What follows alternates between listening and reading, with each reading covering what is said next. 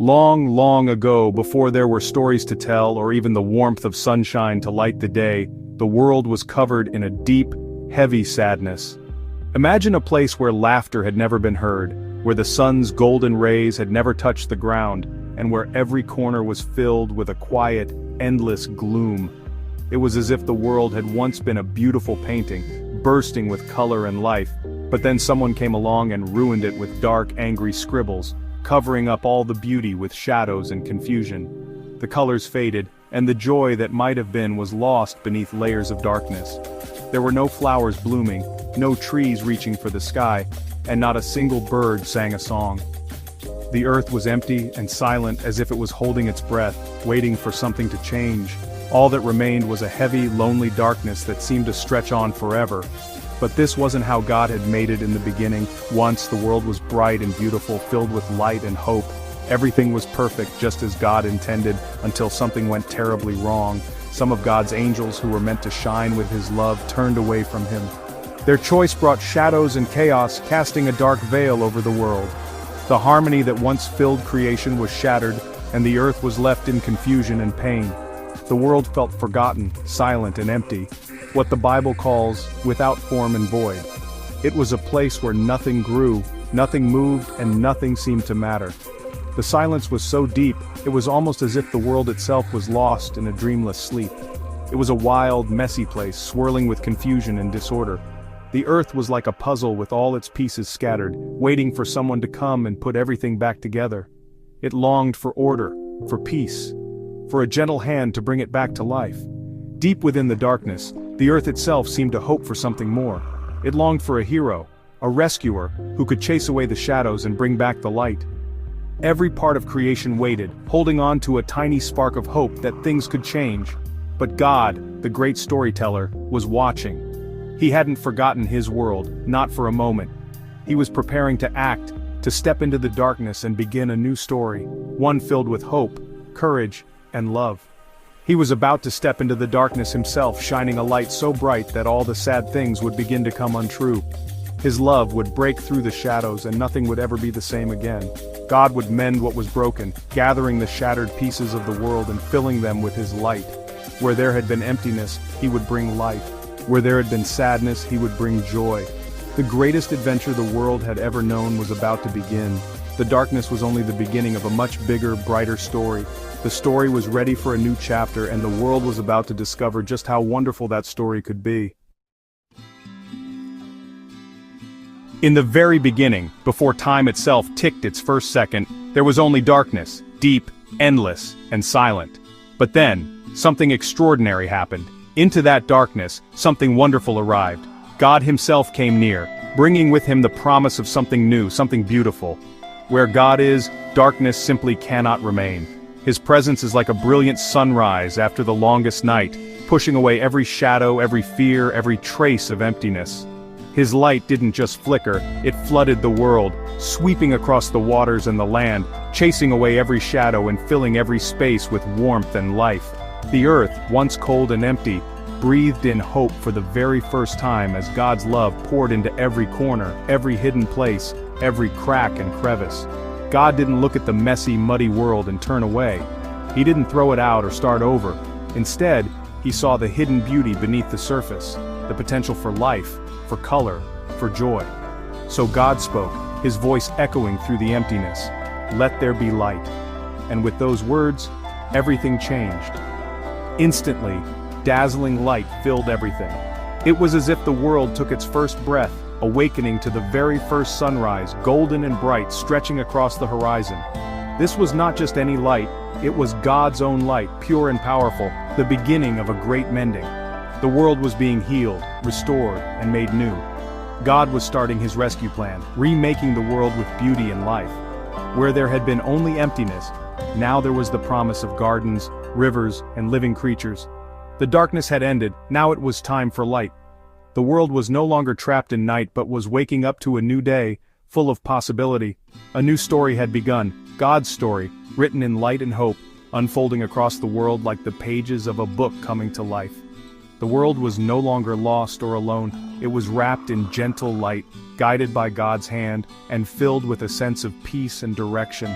It was filled with hope, a hope that would grow and blossom, reaching every corner of creation, promising that the best was yet to come. The adventure of creation had truly started, and with it, the world's greatest story was about to unfold. The world was covered in water, but God's light made it peaceful, not scary. God's spirit hovered gently over the waters like a mother bird caring for her nest. The wild waves calmed under his watch and a deep peace settled everywhere. The spirit's presence was like a lullaby, preparing the world for new life. The ocean became a special place, ready for God's next wonders. The spirit filled the water with life-giving power. Everything was being prepared for the story to unfold. With God's light and spirit, the world was no longer sad. It was full of hope and promise. The stage was set for creation's first act. The world waited, peaceful and ready. God, the great artist, looked at his clean canvas and began. With a mighty voice he said, "Light be!" Instantly pure light appeared, separating from the darkness. God called the light day and the darkness night. Time itself began. There was evening, then morning, the first day. God enjoyed every moment, smiling at the beautiful light. This was the first note in his song of love for the world. Day one was about hope, a fresh start, and the promise of new beginnings. Every morning since echoes that first light. God's light is always stronger than darkness. The world now had rhythm and promise. God's masterpiece had its first stroke. He saw that it was good, very good indeed. On the second day, God looked at the endless ocean and had a plan. He spoke. "Let there be a space to separate the waters." A vast dome appeared, lifting water above and leaving water below. God called this space sky, a beautiful, clear expanse. The waters above became clouds, the waters below, the seas. God made a home with a roof, a place for birds and air to breathe. The world was now more interesting and beautiful. There was evening, then morning, the second day. The sky held the promise of rain and weather. God admired his work and saw that it was good. Each layer was perfectly planned. The world was taking shape. On the third day God saw there was no land. He spoke, "Waters, gather, let dry ground appear." The seas pulled back and land rose into the light. God called the ground earth and the waters seas. But he wanted more, life and color. He said, "Earth, sprout with green things." Instantly, grass, flowers and trees burst forth, filling the world with color and beauty. Each plant made seeds for new life. God was planting his own garden. As the sun set, the world was vibrant and alive. God delighted in every leaf and petal. It was perfect. On the fourth day God looked at the sky and had a brilliant idea. He spoke. "Let there be lights in the sky to mark days and seasons." God made the sun to rule the day and the moon for the night. He scattered stars across the sky, creating a breathtaking masterpiece. The sun warmed the world, the moon and stars lit up the night. The sky became a giant clock and calendar. Every sunrise and starry night was a gift from God. The world now had order and wonder. The sun, moon and stars danced in harmony. God saw his work and called it good. The fourth day ended in dazzling beauty. The world was ready for more. On the fifth day, the world was beautiful but quiet. God spoke, "Let the waters swarm with living creatures." Instantly oceans teemed with fish, whales and dolphins. Then God said, "Let birds fly across the sky." Eagles soared, hummingbirds zipped, and parrots chattered. The world filled with movement and song. God blessed the fish and birds. "Be fruitful and multiply." The world was alive with joy and beauty.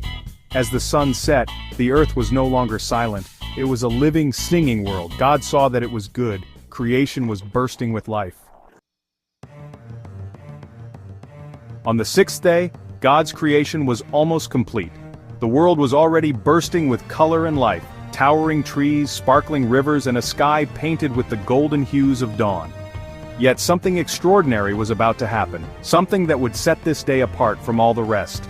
God spoke with authority and love, "Let the earth bring forth living creatures." His words echoed across the land, and the ground itself seemed to tremble with anticipation. Suddenly, the earth responded.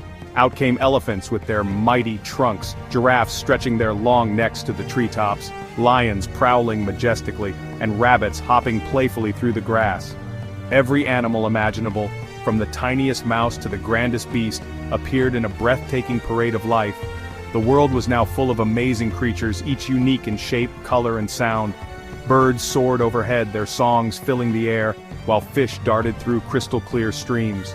The earth was alive with movement and music, a living masterpiece. But even with all this beauty, God saved the best for last. There was still one more creation, one that would reflect his own heart in a special way. He said, "Let us make man in our image, after our likeness." This was a moment unlike any other, a divine conversation echoing with purpose and love. God gently formed a man from the dust of the ground, shaping him with care and intention. Then, in a tender act, God breathed his own spirit into the man's nostrils. In that instant, Adam opened his eyes, alive with the breath of God, the first human being. Adam was made to love, to create, and to walk in friendship with God. He looked around Eden with wonder, discovering the beauty and purpose in every living thing. He named the animals, cared for the garden, and felt the joy of being alive in a world made just for him. God placed Adam in a beautiful garden called Eden, a paradise overflowing with fruit trees, flowers, and gentle streams. It was a place of peace, where Adam could thrive and enjoy the fullness of life. Yet, as Adam explored this paradise, he realized he was alone. None of the animals could be his true companion. God saw Adam's longing and knew that he needed someone to share his life and joy. So, while Adam slept, God performed a miracle. He gently took from Adam's side and formed a woman, Eve. She was a perfect partner, equal and unique, created to stand beside Adam and share in the wonders of Eden. When Adam awoke and saw Eve, his heart leapt with joy. "At last!" he exclaimed. "She is bone of my bones and flesh of my flesh." Adam recognized in Eve a companion who was truly like him, someone to love and cherish. God brought them together in the first wedding, blessing their union. In the midst of the garden, surrounded by beauty and life, Adam and Eve began their journey together as partners and friends. Adam and Eve were the king and queen of creation, entrusted with the care of God's world. They tended the garden, named the animals, and lived in harmony with all living things. Their hearts were full of gratitude and wonder. They were unashamed, living in perfect love and trust. There was no fear, no shame, only joy, peace, and the warmth of God's presence. God looked at everything he had made, animals, man and woman. He saw the harmony, the beauty, and the love that filled his creation. He saw that it was not just good, but very, very good. The world was complete, overflowing with life and love, just as he had imagined. God's heart overflowed with love for his beautiful world and the special people he made.